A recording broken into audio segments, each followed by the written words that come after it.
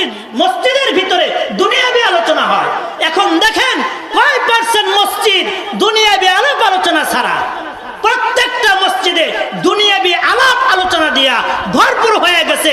মসজিদগুলা দুনিয়াবি কথা, রাজনৈতিক কথা, নেতারা এসে মসজিদের মধ্যে রাজনৈতিক আলোচনা করে।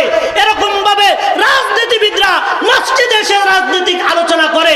দিনী আলোচনার পরিবর্তে যখন নাকি মসজিদগুলা দুনিয়াবি কথা দিয়া, রাজনৈতিক আলোচনা দিয়া, দুনিয়াবি ব্যবসা বাণিজ্যের আলোচনা দিয়া, দুনিয়াবি নানান আলাপ আলোচনা দিয়া যখন ইবাদতের পরিবর্তে আল্লাহর ঘরগুলো দুনিয়াবি কথা দিয়া ভরপুর হয়ে যায়, তখন ওই সমাজের মধ্যে আল্লাহর রহমত নাজিল হওয়ার পরিবর্তে আল্লাহর গজব নাজিল হয়, গজব নাজিল হয়। ঠিক না বেঠিক জোরে বলেন?